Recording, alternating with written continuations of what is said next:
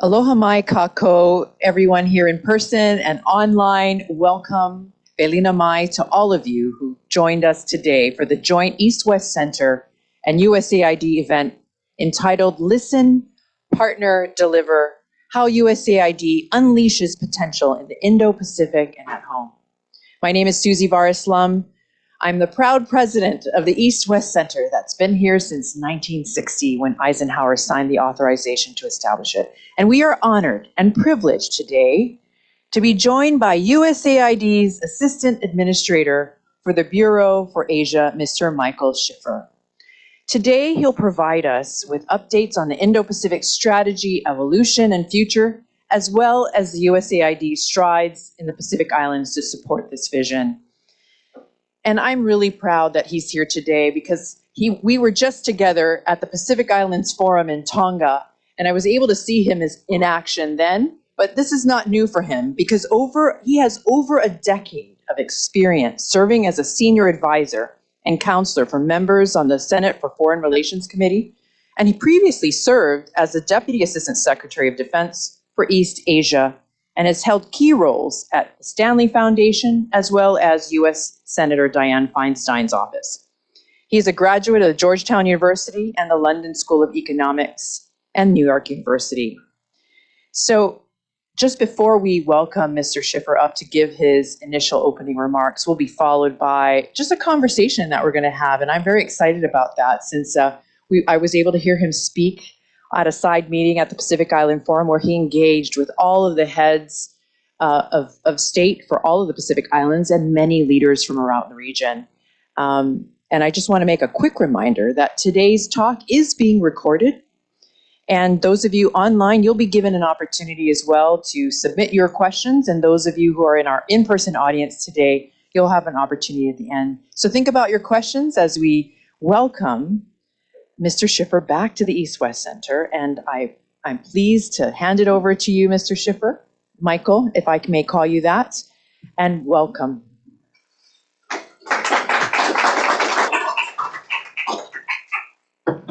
Well, thank you, Susie. Thank you all, both in this room and online, for joining today. You know, I have to say, whenever I looked around the room in Tonga at the Pacific Island Forum last week, you were always surrounded by a crowd of friends and admirers, so I was feeling a little inadequate.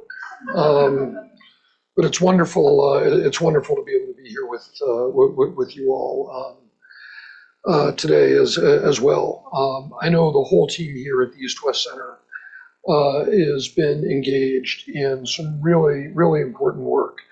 Whether it has to do with working with partners in the region on both the potential and potentially the pitfalls of developing standards for artificial intelligence, working with indigenous leaders, obviously addressing economic growth, and perhaps most importantly for this region, climate change. The East-West Center is at the very, very heart of the region and at the very, very heart of how the United States and our government and our people are able to engage in the Pacific as well. So it's really an honor and a pleasure to be here.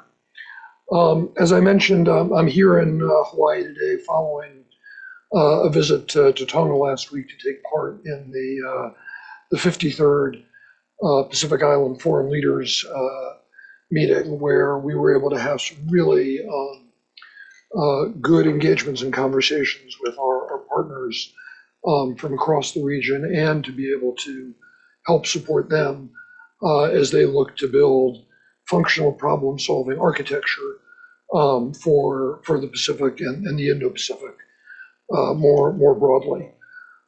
During the PIF, the United States was able to join with Japan, Australia, Canada, South Korea, and also supported by New Zealand in endorsing a new statement that puts us in a place to be able to continue to work hand in glove with the Pacific Island Forum and the Pacific community and the crop agencies in the region to support Pacific-led initiatives, including the Unlocking Blue Pacific Prosperity Initiative, which I'll talk a little bit more about in a moment. So it was a really rich and valuable week in Tonga. Almost 2 years ago at this point, shortly after I started this position in this very room, I was able to have a conversation with a number of you about the vision that we were trying to build for the U.S. Agency for International Development's contributions to the U.S. Indo-Pacific Strategy, and our particular focus on stepping up in the Pacific itself. This region that the East-West Center sits at the heart of is a region that houses our closest neighbors geographically, and also some of our greatest friends and allies, full stop, bar none. And at that time, I talked about how my sense, my feeling was that the United States could, should, and needed to do more to uphold our end of the bargain and our end of the relationships in the region, and to do a better job in demonstrating our enduring commitment to be part of the future of the Blue Pacific, to be more present, to be more mindful and more consistent in our programming and our engagements, and to do a better job in building the partnerships that we're able to deliver sustainable development contributions that would help the region as we seek to build a free, open, connected, prosperous, resilient, and secure Indo-Pacific community. Since I was last here, almost 2 years ago, I would like to think that USAID has stepped up our game along with the rest of the U.S. government to do precisely that. We have sought to be more intentional in our approach to developing Pacific relationships, consistent with the Pacific Way. And the Pacific Way is something that resonates deeply with us at USAID. And it starts, as I know you all are aware, with listening to local communities, listening to local voices, listening to local leaders, so that we can partner with the local communities in their efforts and efforts that meet local aspirations, local values, and that are responsive to local voices in our development and humanitarian work, and that deliver in that partnership for local communities on the decisions that impact the lives and futures of those communities themselves. So for us at USAID, and for our friends in the Pacific, I hope, the establishment of our regional mission in Suva last August, and the upgrade of our office in Port Moresby to now be a country representative office, was as meaningful as it was historic. Administrator Power traveled out to the region last year to be able to inaugurate those two new offices.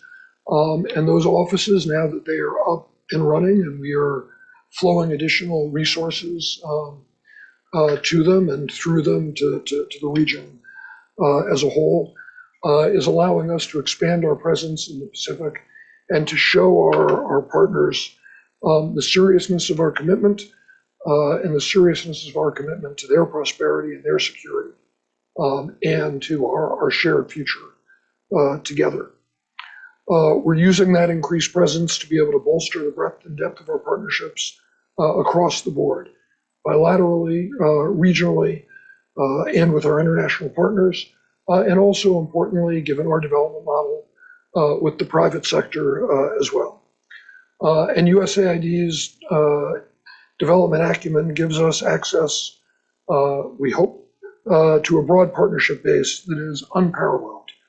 When we deliver solutions to our partners consistent with their goals, it builds goodwill and it builds strong relationships that stand the test of time. So with the momentum of growth at our back, We've now been looking to leverage our partnerships with trusted institutions to a greater and more creative extent than ever before. We've pulled leaders together through key regional organizations like the PIF to start delivering solutions that align with the region's top concerns: rising sea levels, climate change, economic growth, and people's health. Since the COP last year in Dubai, COP28, USAID has supported the Pacific community to advance its Unlocking Blue Pacific Prosperity initiative that I mentioned a short time ago.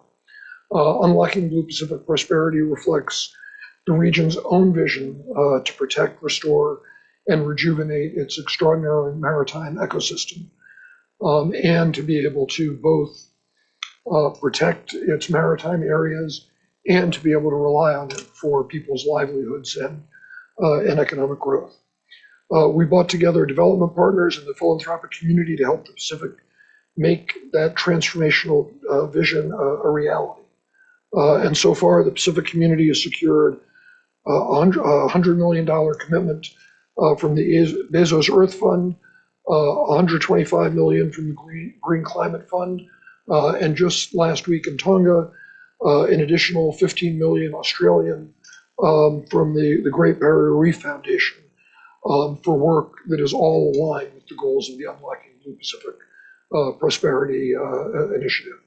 And as I mentioned, the United States and a number of our other development partners issued a statement supporting UBPP, and we're looking to mobilize additional resources as we move that initiative forward so that it can meet the urgency of this moment with a clear strategic vision for climate change and for maritime management and conservation, founded on Pacific values, Pacific culture, and Pacific expertise. Additionally, we've made inroads over the past couple of years together with our partners in the region on economic growth and connectivity, another sector rife with opportunity. With Japan and Australia, for example, we're working to bring safe, reliable, high-speed internet to more communities across the region, helping them participate and thrive in the digital economy. We've also launched new efforts to increase cybersecurity capacity, to improve digital delivery of public services, and to fast-track the region's digital transformation. Finally, we've announced just the other month that Fiji has joined USAID's Democracy Delivers initiative, through which we're now working with the government of Fiji to help it as it cements its democratic gains. We're working in Fiji to boost participation in elections, elevate women's political leadership, make sure that youth and other civil society organizations are tied in with governance in Fiji. And we believe deeply that helping Fiji to realize its vision for an increasingly participatory democracy will help inspire democracy around the region and beyond as well. At the end of the day, what do these gains tell us? I can say with confidence and with evidence that our listen, partner, and deliver approach is working. It's working not just for USAID, but it's working most importantly for our partners in the region and for the communities that we serve. And because it's rooted in local values, local leadership, local voices, it has the enduring commitment of local communities and of USAID as we seek to be more present locally. Of course, we're not just stopping here.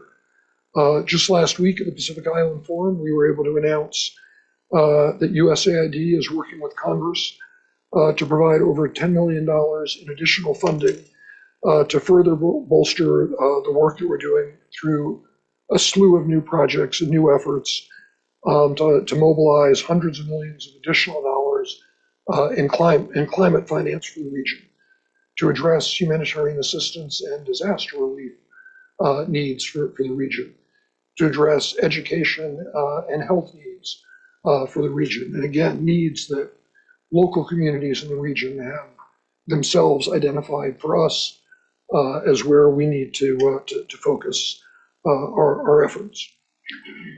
Before I close, I'd just like to underscore that through all of our work, USAID is also looking to move in deeper, ever deeper partnership with other elements of the US government as well, including our colleagues across town at Indo-Pacific Command. I was honored just last month to join Admiral Paparo in an interagency delegation, including the State Department and the NSC that he led to Papua New Guinea, with the goal of better synchronizing across all of the different elements of diplomacy, development, and defense to meet our partners' needs in the region, and to better integrate the US government as we look to develop and support the mechanisms that are needed to help usher in a dynamic and resilient Indo-Pacific region that can better serve global peace and prosperity, which is what we all hope for. And that's where you all come in as well, and where I very much in our conversation today want to be able to hear from you all. My goal is not to impress upon you all of the great things that USAID is doing, although that's kind of nice as well. But rather to be able to get your thoughts and your ideas for how we can drive this vision forward. We very much need the weight of this region's people, its businesses, its development champions, and its academic and thought leaders fully in play if we're going to be successful. We need you to help come with us, to help us envisage and bring about new partnerships, to seed and develop new ideas to help improve on the model that we're trying to move forward with, to lead beyond the conceptual mainstream, which is traditionally not something that governments left to their own devices do particularly well, and to do so in a way that fully reflects the Pacific way. If we're able to do that, with you and inspired by your ideas and your creativity, I am confident that we'll be able to unleash the full potential of our Pacific bond, a bond that crosses the world's oceans, yet remains steadfast. Thank you very much. I really look forward to the conversation.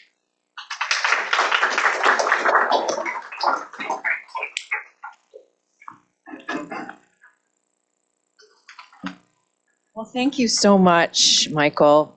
Thanks for those insights. And I think it's music to a lot of our ears in the Pacific when we hear the Pacific way, this idea of listening before delivering, right? Listening for what's needed before we deliver, just because that's something we want to deliver and we can. Yeah, no, look, and this, as you know, was why it was so important for us to establish our Pacific mission in Suva and to step up in PNG. This is a region, as you all know and understand better than I do, that runs on relationships. And if you're not present, if you're not able to sit with people, talk to them, listen to them, hear them, benefit from their experience, benefit from the voices of local communities that understand a lot better than we might in Washington from 7,000 miles away what their problems are and what the solutions look like, you're not going to be successful. And when we were not present and we were not here, we felt it. And I think the region felt it as well. And so to be able to be back in the region, and I think we're Congress willing, we should be over 50 people by the end of 2025. And that allowing us to get out to get out to local communities on far off, islands out of, just being in the capitals. That is so vital for us to then be able to learn and hear what needs to get done, and to be able to engage as a partner with all of the different local communities and all of the different nations across the Pacific. Well, thanks for that, Michael, for those insights. And I have to mention that your Aloha shirt is just representative of how amazing the Pacific Ocean is, teeming with fish and opportunity, but at the same time being challenged by climate change that threatens the economic livelihood of many in the Pacific who rely on the ocean's gold, which is tuna. And you mentioned something with all your high-level meetings about the importance of the economic drivers, education, healthcare, and you mentioned New Zealand, Australia, Japan, and Korea, all of the crop agencies, the going with Admiral Paparo into the Pacific, so interagency. So you have two levels, U.S. government interagency, and then the partners of the Blue Pacific and beyond. I wondered how do you, with everyone coming, we saw so many, and Tonga, I have to call out the Kingdom of Tonga. They did an amazing job, I must say, in bringing everyone from throughout the Pacific and around the world into this beautiful Nuku Alofa and a wonderful at the high school and all these events. But then you saw right there coordination. Effectively, we heard announcements of people's commitments like the ones that you've mentioned. How can the U.S. government interagency and even other countries more effectively achieve more ambitious objectives in the region by working together, you mentioned? I wonder if you could peel that back for us a little bit and maybe give us a few examples of that. Yeah, no, I think you've put your finger on one of those issues that is both, tremendously exciting about this particular moment in time, where there is renewed focus on the Pacific, but that also can be a real challenge. I think we saw it a little bit in the Kingdom of Tonga last week. We've seen it elsewhere, which is the enthusiasm can be overwhelming for our That's partners right. as well, and particularly in places where governments may have limited bandwidth to have, on Monday, the United States showing up, and on Tuesday, Japan, and on Wednesday, Australia, and on Thursday, Korea. It can be a lot. Yeah. And that places a real premium on our being able to have conversations amongst ourselves, not about the region, because we are strongly of the view that the answer is the drivers to what we do have to come out of the region and have to be in response to regional demands, but so that we can better coordinate so that we're not overwhelming our partners. And that also places a real premium on being able to work with the Pacific Island Forum, with the crop agencies, with the Pacific community, with others that can help us figure out where the best places to plug in might be, and where we can be useful. And the East-West Center, of course, is on that list in helping to shape and guide us as we figure out where different programs can be genuinely additive. But it can be exhausting to do all of that coordination work, but it's essential if we're going to be effective. Thank you. Thanks for those insights. And speaking of working together, I do want to thank USAID for supporting SPC in the Pacific community for the project governance that we, with Jim Potenza sitting within the Pacific Islands Development Program and our scholarship recipients because of the USAID commitment. It's, this, for those in the audience, this initiative is focused on educational and scholarship in finance and law and free and open press. And I wonder if you could share why USAID invested in this very significant grant for the Pacific, and what's the vision for the future and in terms of this investment? We can say from our end, it has been very, very successful, and we're grateful for the expansion of this program, and wondered if you could share a little bit about that. Yeah, no, I think for us in the Pacific as in elsewhere, right, the success of our development model is not about dropping a bridge or a highway on somebody's head.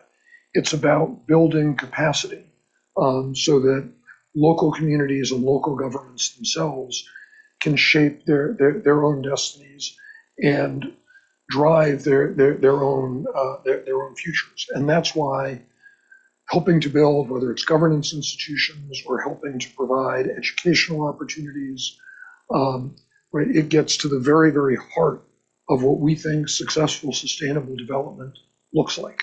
And that's why, the opportunity to be able to work with the East-West Center on project governance was one that we wanted to be able to throw ourselves at with everything that we could. Well, thank you. And I need to note that we do have some recipients of the scholarship here, back there. Yes.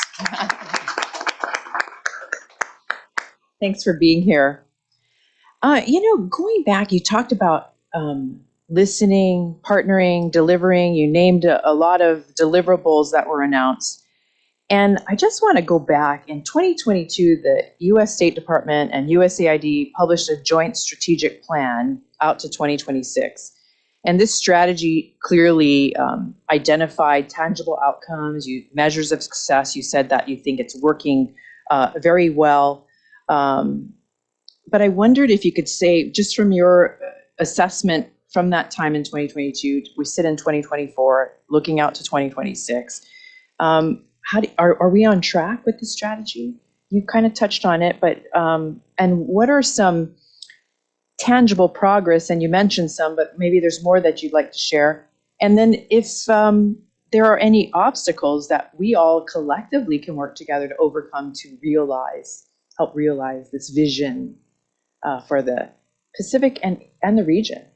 It's a great question. I will say that one of the things that I really enjoy about USAID, but does drive me a little bonkers sometimes, is that we are as an agency fanatical about how we track the metrics by which we measure our successful program and project implementation. And it's critically important, because the only way in which you can know whether or not you're being successful is if you're tracking and you're able to learn, lessons about what's working and what's not. But boy, it can create a very, very heavy logistical tail as well. So just a couple of examples of the sorts of metrics that we track as we look at how we're making progress in implementing the Indo-Pacific Strategy from the USAID side of the ledger. On democratic institutions and civil society building efforts, for example, we have trained over 10,000 human rights defenders in the Indo-Pacific community, right? So that's a good concrete measure of engagement. On economic growth, we have provided training, job training for more than 14,000 young people in Sri Lanka.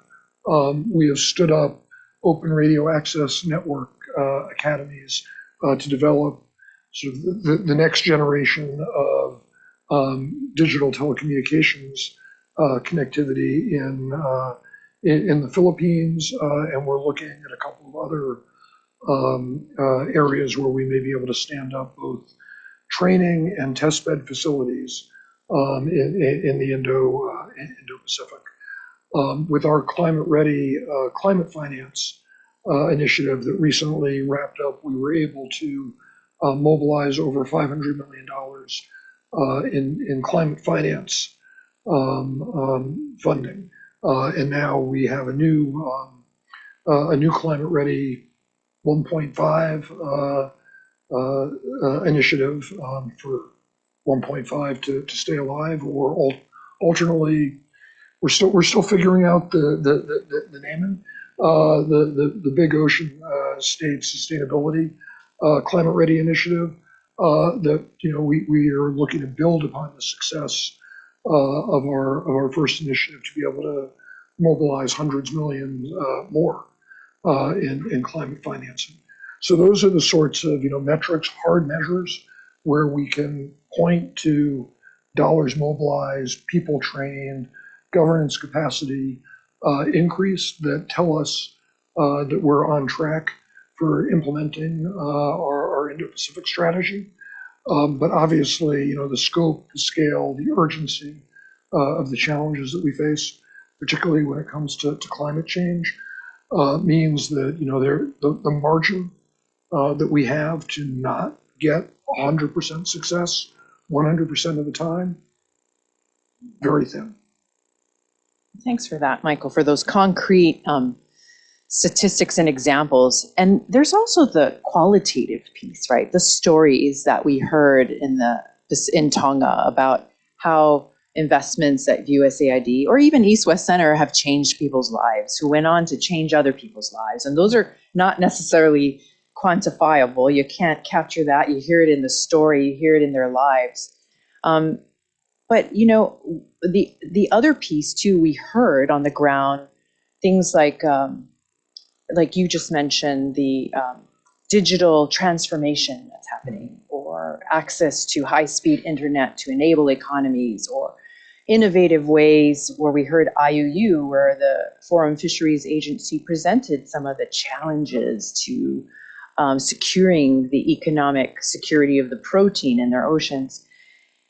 But given that it's such, big ocean nations rather than small island states, how can we leverage innovations that are going to be needed with limited resources, small number of people in these islands, vast spaces, and how do we use these new technologies maybe to accelerate development in the region in places where you rely on radio to get your information, and that there's the word of mouth, disinformation, all of that's there, economies, education, technologies in healthcare, telemedicine, all of those things. I wondered if you could comment on innovation and technology. Yeah, no, it can seem absolutely overwhelming. And personally, I'm of the view that for the Pacific and for Pacific Island economies, that face real challenges of scale and connectivity, the digital transformation that we are on the cusp of, or maybe deep in the middle of, depending on how you look at it, can really be a game changer for driving economic growth and development in the region. So we're working in a couple of different ways. And again, this speaks to the importance of partnerships with other development partners to be able to provide public goods to the region. We're working, as I mentioned, to make sure that the region is connected. The plow spur cable that I talked about, the East Micronesia cable, are ways that we can make sure that people in the region have access to safe, secure, high-speed internet connectivity that they can then use to drive and transform their own economies and livelihoods. Open Radio Access Network, it's another, as we think about, not what 5G networks look like, but what 6G and beyond networks look like. That's another important area on the hardware side of the equation. We're also working with partners in the region as we look at developing, for example, the ASEAN Digital Economy Framework for Southeast Asia, at the Artificial Intelligence Roadmap, both in Southeast Asia, but in the Pacific as well, so that we can set standards that are mutually beneficial and live up to our highest ethical aspirations for how we can use these new technologies. And then we're also looking to support the growth of additional capacity in the region, whether it's through efforts like project governance or the partnership that we have with the University of the South Pacific for the cyber and digital development partnership that we announced also last summer with them, so that there is sufficient educational access, training capacity in the region for the Pacific itself to develop the expertise and the technical know-how that it will need to be able to innovate to meet its own goals. So all of those different areas. But I mean, this is such a new, particularly when we think about the potential of AI. This is such a new world for all of us that exactly how we help our Pacific friends in ways that are consistent with their goals to plug in. We're feeling that each and every day. Thank you. Thank you for that. And thank you for the work. I need to share with you that East West Center, we just signed after the Festival of Pacific Arts and Culture here with the USP president. So we signed an MOU, going to your point on interagency coordination. Also, the president of the University of Hawaii convened all of the educational leaders from all over the Pacific during the FestPac. And we were able to look, and that was the first time that ever happened. And so very exciting to be able, and some of these issues came up on cyber and digital development. So we're very pleased to be able to partner with USAID and others in the region. I do want to, transition now and give folks an opportunity in the audience. So many came from all over, and I'm sure are waiting to be able to ask you a question. And those of you who are online, you can begin to start to populate any questions in the box there. For those of you in person, if you raise your hand, we will bring a microphone to you. And those of you who are online, if you can submit your question using the Q&A feature online, and we have somebody taking a look at those questions, and then we will alternate between in-person and online. So if you're okay with us transitioning, that would be Michael? Great. Okay, great. So I open it up to the audience. And if you could just tell us your name and where you're from.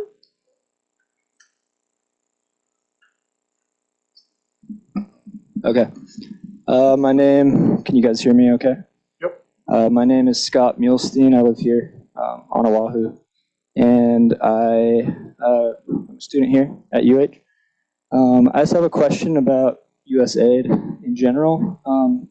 I recently got back from traveling in Southeast Asia, and I was able to go to Indonesia as well as Cambodia and Laos.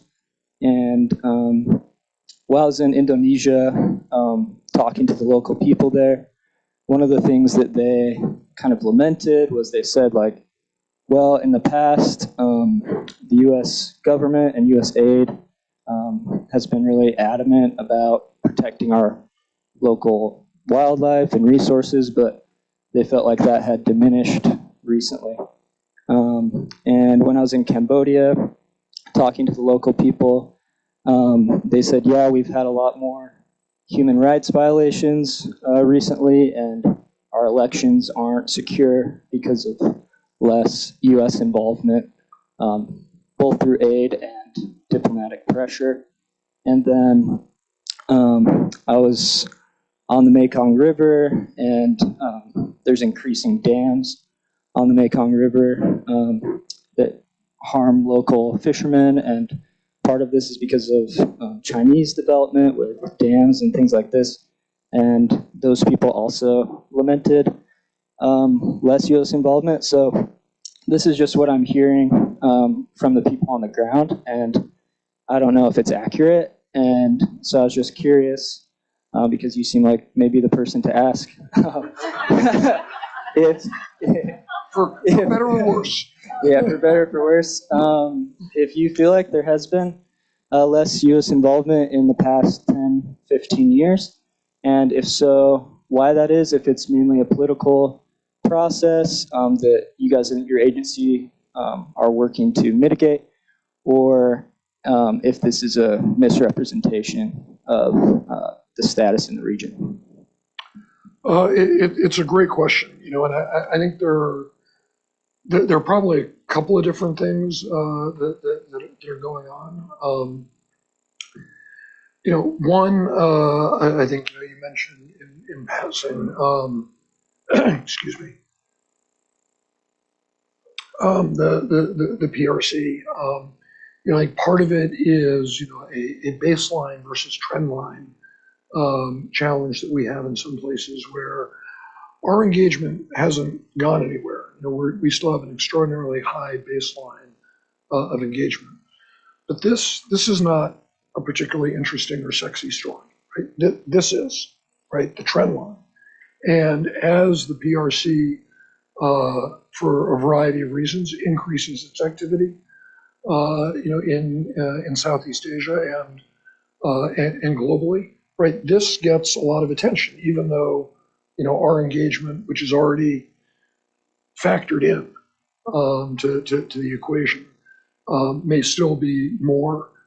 I would argue is a better model for what sustainable development outcomes need to look like. So relatively speaking, there may be a perception of lessened U.S. Engagement, even though by any factual metric or measure, it's not necessarily the case.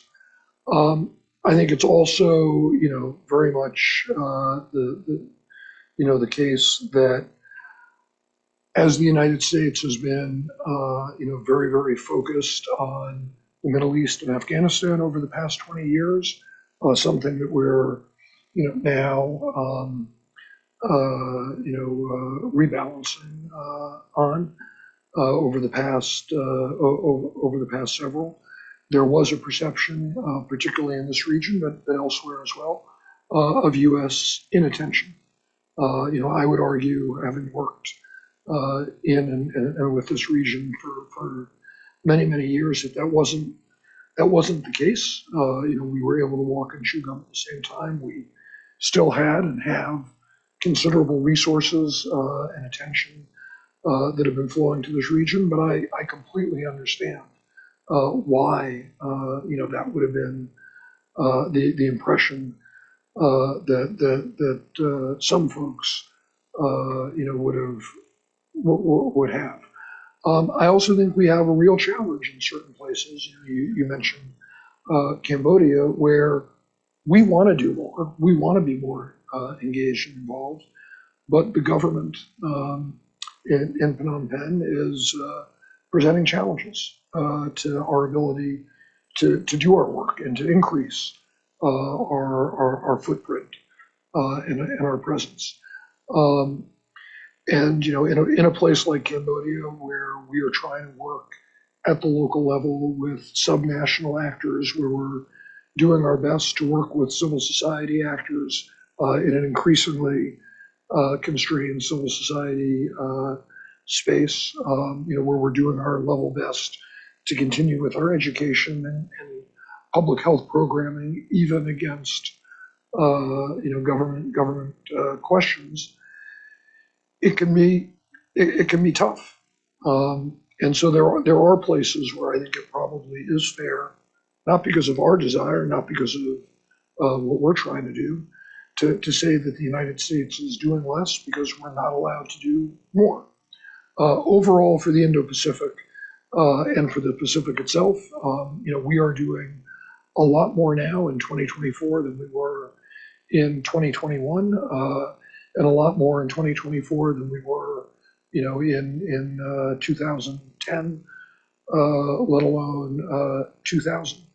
And we have to do more. I think that gets to the very heart of the Biden-Harris administration's Indo-Pacific strategy, is making sure that we have the resources aligned and the policy and programs in place so that, whether it has to do with protecting endangered species in Indonesia. And I have to say, one of the strangest, we were talking about Indonesia earlier, one of the strangest things I've ever done in my life, let alone in this job, was to release orangutans into the wild in Kalimantan. Wow. Which was not, if you had asked me, even a couple of years ago, like if that was ever anything that I would have imagined that I would have done, the answer would have been no. But that does speak to the efforts that we're making, to address exactly those, wildlife issues that you talked about in Indonesia.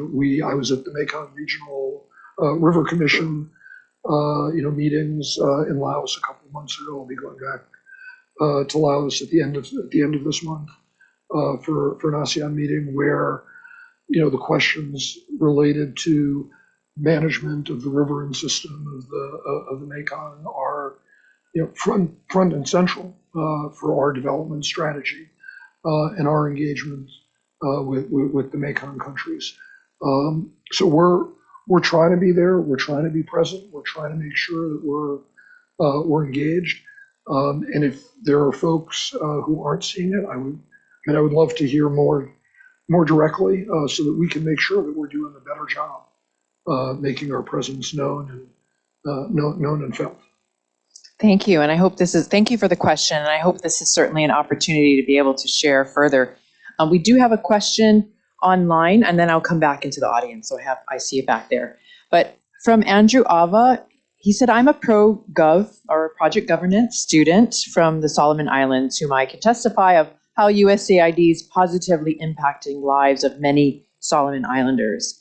And I wish to ask a question. I've heard that you mentioned that your office is planning to work more closely with specific rural communities. So my question is are there any plans in place to engage Pacific Islands emerging young leaders to reach out to their very own communities to talk to them about the issue, for instance, of good governance in a language that they will understand? The short answer to that is yes. And in fact, on the sidelines in Tonga last week, we had a very encouraging conversation with the new Prime Minister in the Solomons about how we can look to have some additional conversations to expand our presence in the Solomon Islands. But the same goes for other countries and other communities as well. And we're also working with our partners in the Peace Corps, for example, as they put additional cohorts into play across the Pacific for that local level engagement and those conversations about what good governance looks like in all of its different flavors and varieties.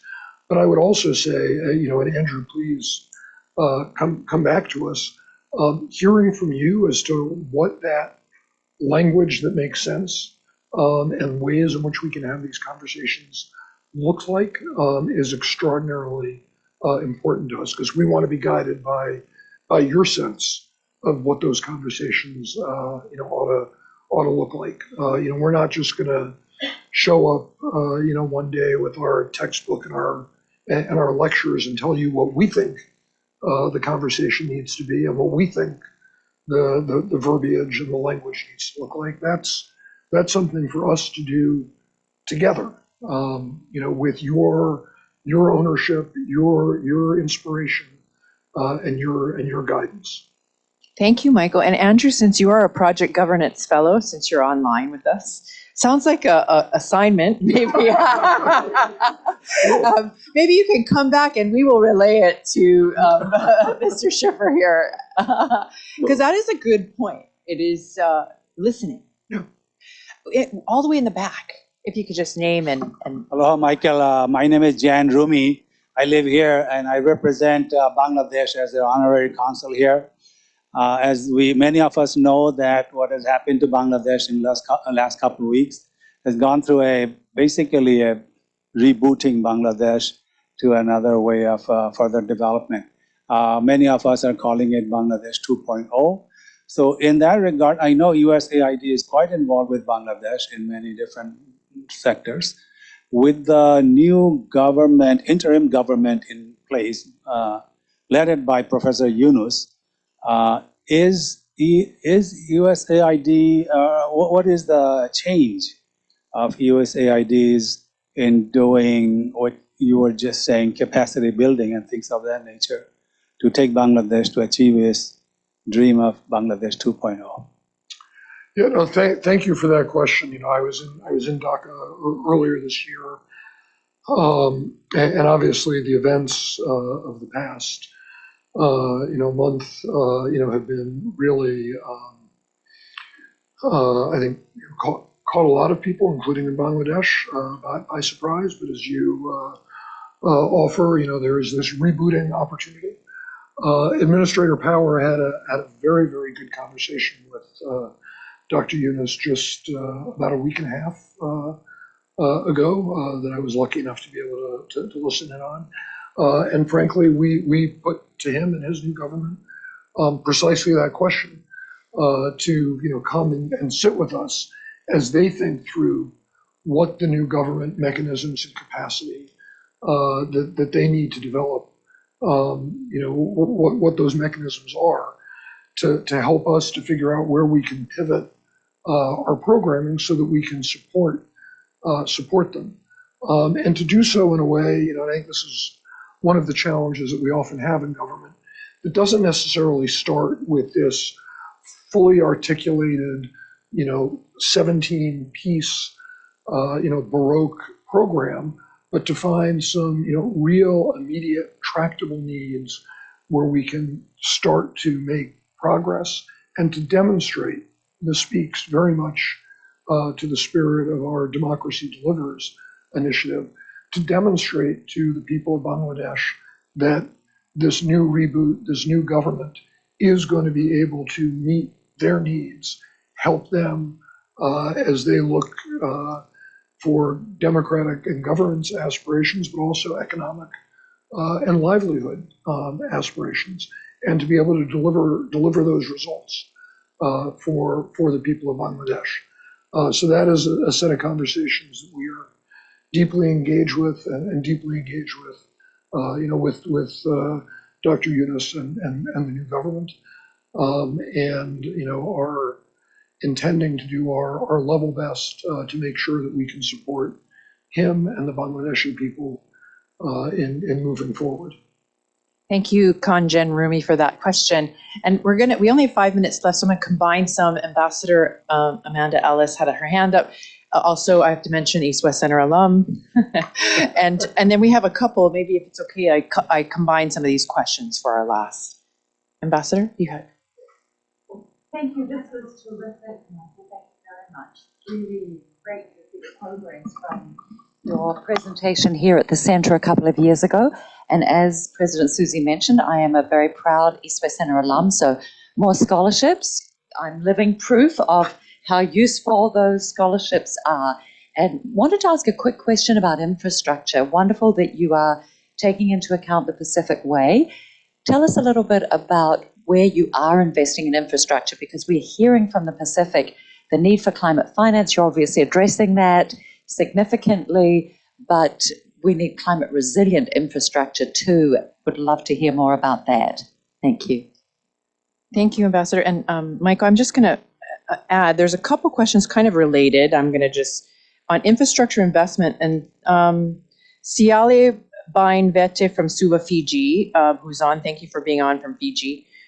Given this, significance of sports in the Pacific, the potential of contributing to national and regional development, or that infrastructure of sports diplomacy, where is USAID in that? So infrastructure investment, sports investment, and there was one more on health investment. So with Catherine Ibata from DePaul University, who's also on, talked about, could you comment on using project examples on potential US, Japan, or France collaborations in improving health resiliency? So we have infrastructure, sports, health, investment.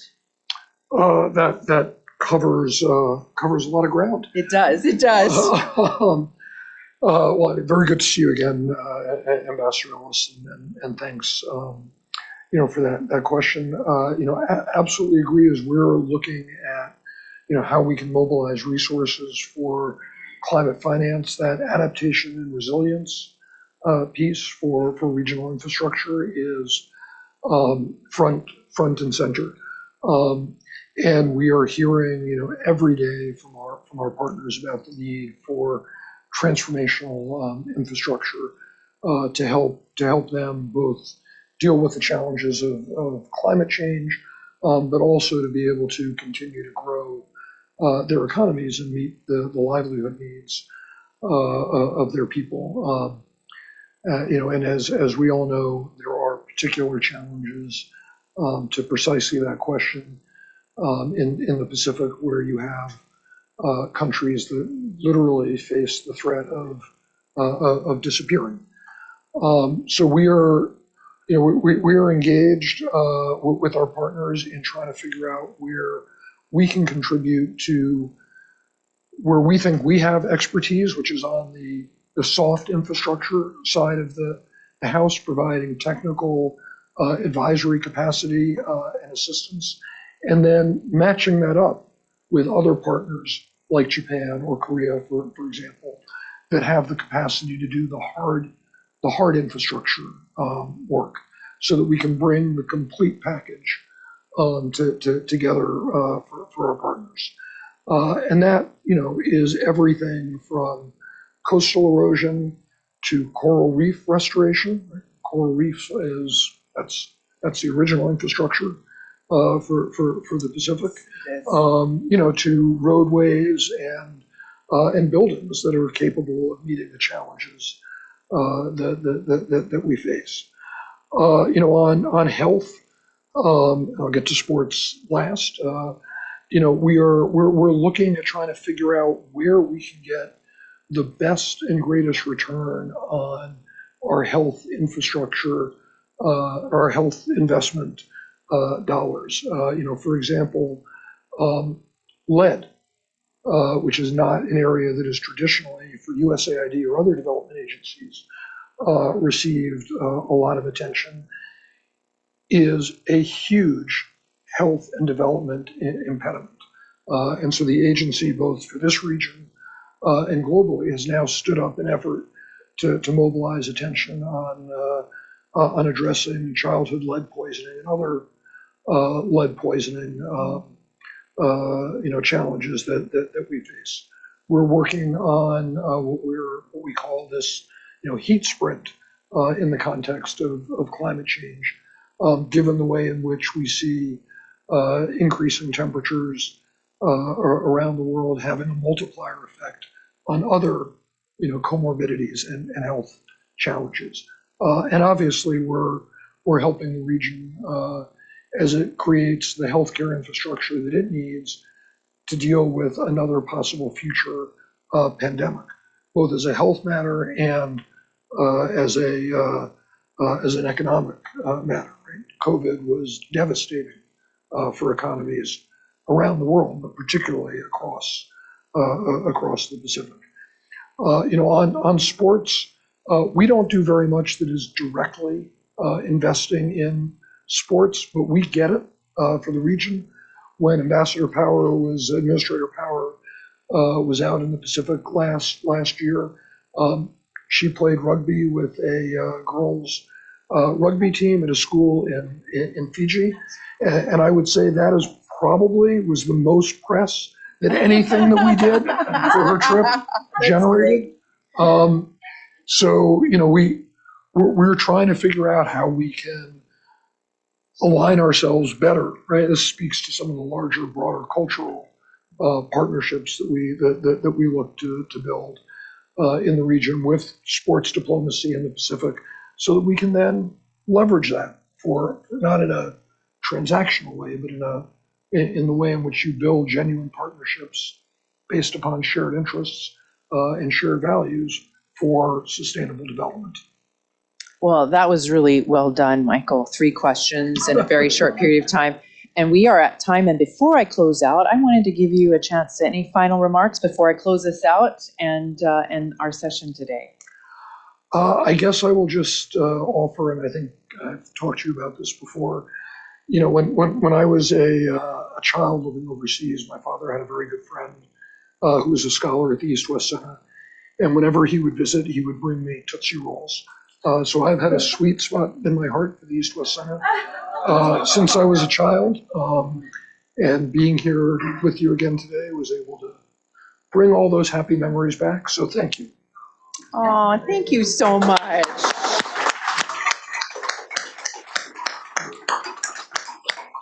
Michael, that was very special. And we are really in awe of the work that you do.